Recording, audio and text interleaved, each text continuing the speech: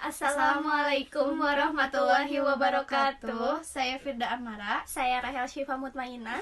Kami akan menjelaskan tentang statement of cash flow atau sering disebut sebagai laporan arus kas. Yang pertama akan dijelaskan oleh saya. Yang kedua akan dijelaskan oleh saya. Selamat menyimak. Nah, di sini ada contoh soal. Berikut adalah laporan keuangan kooperatif PT Pelangi Indah untuk tahun-tahun yang berakhir pada tanggal 31 Desember 2010 dan 2009. Harga pasar saham biasa PT Pelangi Indah adalah sebesar 30.000 pada tanggal 31 Desember 2009 dan 25.000 pada tanggal 31 Desember 2010. Di sini telah disediakan laporan laba rugi kooperatif untuk tahun-tahun yang berakhir pada tanggal 31 Desember 2010 dan 2009. Di sini juga disediakan laporan laba ditahan kooperatif untuk tahun-tahun yang berakhir pada tanggal 31 Desember 2010 dan 2009. Ada juga neraca kooperatif tanggal 31 Desember 2010 dan 2009. Instruksi, hitunglah angka-angka berikut untuk tahun 2010. Solusinya yaitu pertama kita mencari modal kerja. Rumus mencari modal kerja yaitu aset lancar dikurangi kewajiban lancar. Bisa dilihat dari neraca yang telah disediakan tadi, yaitu 1.500.000.000 dikurangi 750 juta sama dengan 750 juta. Jadi hasil modal kerja adalah 750 juta. Yang kedua, kita cari rasio lancar. Cara menghitung rasio lancar yaitu aset lancar dibagi kewajiban lancar. Dapat dilihat di neraca yang telah disediakan pada soal tadi, yaitu 1.500.000.000 dibagi 750 juta. Hasilnya 2,0. Jadi rasio lancarnya adalah 2,0. Yang ketiga, mencari rasio cepat. Rumusnya yaitu aset cair dibagi kewajiban lancar. Dapat dilihat di neraca yang telah disediakan pada soal tadi, yaitu 750 juta dibagi 750 juta hasilnya 1,0 atau 1. Jadi rasio cepatnya yaitu 1 atau 1,0. Yang keempat, kita mencari perputaran piutang usaha. Rumusnya yaitu penjualan bersih dibagi rata-rata piutang.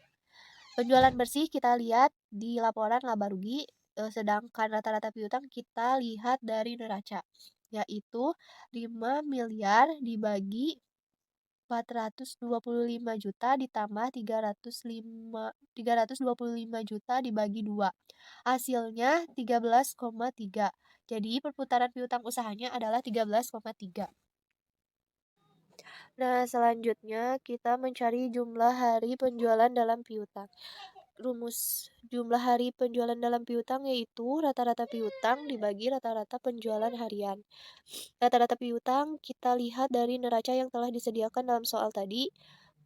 Kemudian rata-rata penjualan harian dapat dilihat dari laporan laba rugi, yaitu 5 miliar dibagi 365, hasilnya 13.699.000 dan 375 juta dibagi 13.699.000 hasilnya yaitu 27,4 hari. Jadi jumlah hari penjualan dalam piutang adalah 27,4 hari. Selanjutnya kita mencari perputaran persediaan. Rumusnya yaitu harga pokok penjualan dibagi rata-rata persediaan. Harga pokok penjualan kita dapat lihat dari laporan laba rugi, sedangkan rata-rata persediaan kita dapat lihat dari neraca, yaitu 3.400 juta dibagi dalam kurung 720 juta ditambah 480 juta dibagi 2, hasilnya 5,7. Jadi perputaran persediaannya adalah 5,7. Selanjutnya kita mencari jumlah hari penjualan dalam persediaan. Rumusnya yaitu rata-rata persediaan dibagi rata-rata harga pokok penjualan. Rata-rata persediaan dapat dilihat dari neraca dan rata-rata harga pokok penjualan dapat dilihat dari laporan laba rugi, yaitu 3.400.000.000 dibagi 365, hasilnya 9.315.000 dan 600 juta dibagi 9.315.000 hasilnya 64,4 hari.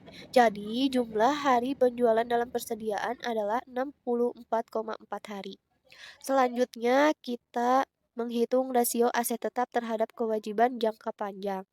Rumusnya yaitu aset tetap atau bersih dibagi kewajiban jangka panjang. Aset tetap dan kewajiban jangka panjang ini dapat dilihat dari neraca, yaitu 2.093.000.000 dibagi 1.210.000.000. Hasilnya 1,7. Jadi, rasio aset tetap terhadap kewajiban jangka panjang adalah 1,7. Selanjutnya, kita mencari rasio kewajiban terhadap ekuitas pemegang saham. Rumusnya, total kewajiban dibagi total ekuitas pemegang saham. Total kewajiban dan total ekuitas pemegang saham dapat dilihat dari neraca, yaitu 1.960.000.000 dibagi 1.883.000.000. Selanjutnya akan dijelaskan oleh Rahel. Di sini saya akan menjelaskan tentang analisis solvabilitas. Pengertian solvabilitas yaitu kemampuan perusahaan untuk memenuhi kewajiban atau utangnya. Ada juga profitabilitas yaitu kemampuan perusahaan untuk menghasilkan laba. Faktor-faktor dalam solvabilitas dan profitabilitas saling berhubungan. Sebuah perusahaan yang gagal membayar utangnya secara teratur dapat mengalami kesulitan dalam memperoleh kredit.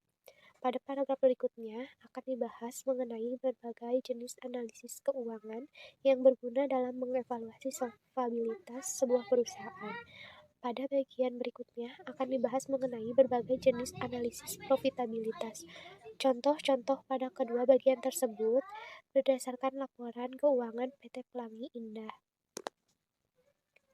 Analisis solvabilitas menitikberatkan pada kemampuan perusahaan untuk membayar atau memenuhi kewajiban lancar dalam jangka panjang. Kemampuan tersebut dapat dinilai dengan memeriksa hubungan dalam neraca menggunakan analisis utama sebagai berikut. Yang pertama, ada analisis posisi lancar. Penggunaan ukuran untuk menilai kemampuan perusahaan untuk membayar kewajiban lancarnya disebut analisis posisi lancar. Analisis posisi lancar biasanya mencakup penentuan modal kerja, rasio lancar, dan rasio cepat. Nah, ada modal kerja. Pengertian modal kerja yaitu modal yang diperuntukkan atau diperlukan perusahaan untuk membiayai semua kegiatan bisnis, sehingga bisnis dapat berjalan sesuai rencana sebelumnya. Untuk mengetahui modal kerja yaitu aset lancar dikurangi kewajiban lancar. Selanjutnya ada rasio lancar. Rasio lancar adalah rasio likuiditas yang mengukur kemampuan perusahaan untuk memenuhi kewajiban yang jatuh tempo saat ini. Cara menghitung rasio lancar yaitu aset lancar dibagi kewajiban lancar. Selanjutnya ada rasio cepat. Pengertian rasio cepat yaitu rasio yang digunakan untuk menunjukkan kemampuan membayar utang seketika. Cara menghitungnya yaitu aset cair dibagi kewajiban lancar. Yang kedua ada analisis piutang. Sebuah analisis yang mengukur kemampuan perusahaan untuk menagih piutang perusahaan. Meliputi perputaran piutang. Pengertiannya yaitu menunjukkan beberapa kali suatu perusahaan untuk menilai efisiensi dalam menagih piutang dan dalam manajemen kredit. Cara menghitung perputaran piutang usaha yaitu penjualan bersih dibagi rata-rata piutang usaha. Nah, selanjutnya ada jumlah hari penjualan dalam piutang. Menilai efisiensi dalam menagih piutang dan manajemen kredit. Cara menghitung jumlah hari penjualan dalam piutang yaitu Rata-rata piutang dibagi rata-rata penjualan harian. Yang ketiga ada analisis persediaan. Diperlukan untuk menilai efektivitas pengelolaan persediaan. Rasio ini dihitung dengan cara membagi beban pokok penjualan dengan rata-rata nilai inventory atau persediaan. Meliputi perputaran persediaan. Pengertiannya yaitu hubungan antara volume barang atau persediaan yang dijual dan persediaan. Untuk menilai efisiensi dalam manajemen persediaan.